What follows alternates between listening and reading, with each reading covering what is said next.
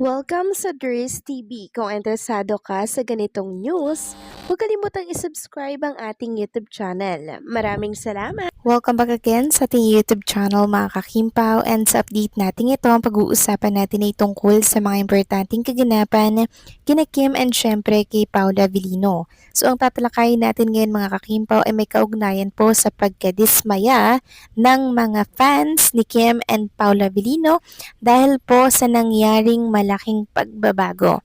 Yes mga kakimpaw, legit po ito at yan ang pag-uusapan natin. Hindi po ito fake news mga kakimpaw, okay? Pero bago natin pag-usapan yan, maraming salamat muna sa inyong patuloy na pagsuporta at pagsubaybay sa mga daily update natin. Kaya naman bilang pasasalamat, narito po ang isang napili kong komento patungkol ito sa naging previous update. Mula po ito kay Ginang Mila Valentin. Sabi niya, yay, finally kasama na ang Kimpaw sa ASAP Australia. After several messages to TFC Australia na include ang Kimpaw.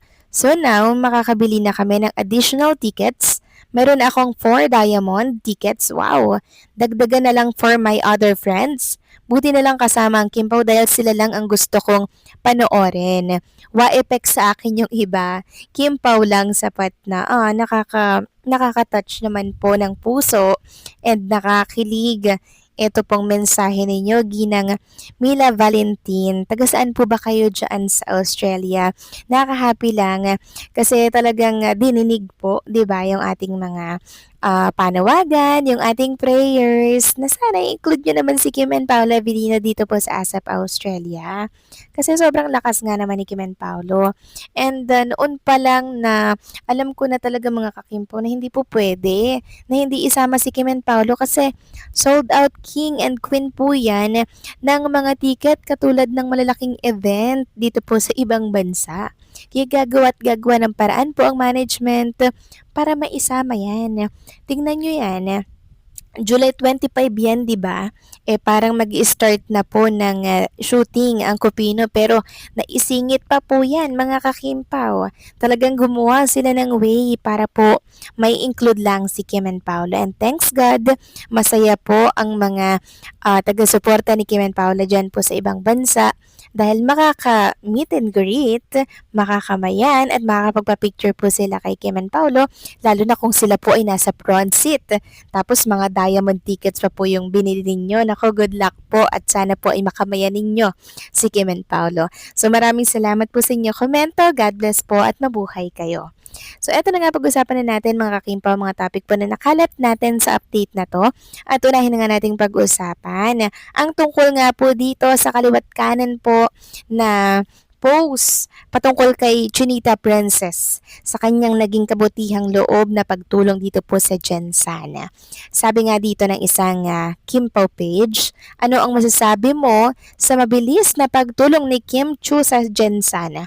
Syempre, ang daming mga nag-comment dun mga kakimpaw. Binasa ko po yung comment dyan na sobrang bait daw ni Kim Chu, talagang maaasahang artista, and sana daw ay marami pang tumulad kay Chinita Princess. Kasi parang siya lang po yung artista na active sa pagtulong at sa pagkawang gawa po sa ating mga kababayan na talaga namang apektado po ng mga sakuna na hindi po natin malaman kung kailan tatama, 'di ba?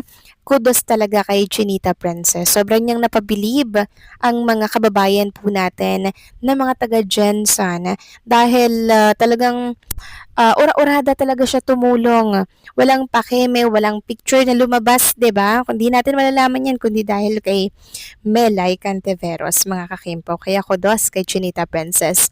Samantalang talakayin na po natin ngayon mga kakimpaw ang tungkol naman po dito sa pagkadismaya at pagkalungkot lang naman ng mga Kimpaw fans sa nangyari or ginawa po kay Kim and kay Paula Avellino. So ano ba yung ginawa na yan na kung saan talaga namang kinalampag ng todo at ng husto ang management.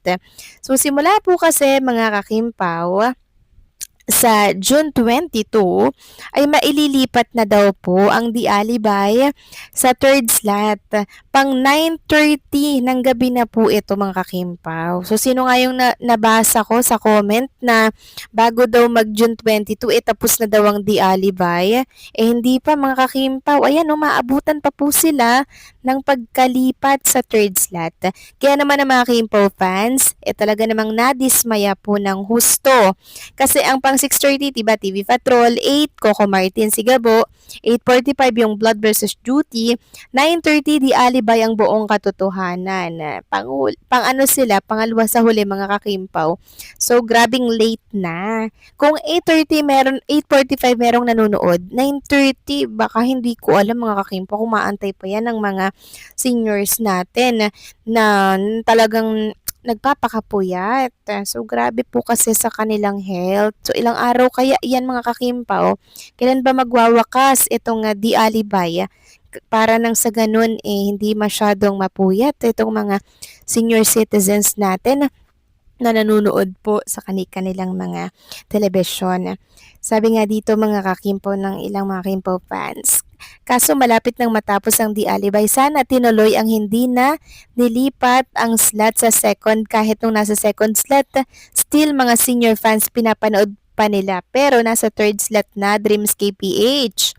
Kawawa naman sila, sobrang puyat na nila, mas maganda Coco Jewel tapos Kimpaw. Sabi pa ng isa dito, ABS doesn't know how to protect its prize and bankable talents and continue to nurture them as it brings the money in. Why not keep the Alibay at 8:45, protect the Kimpaw brand? What is there to save on the other show?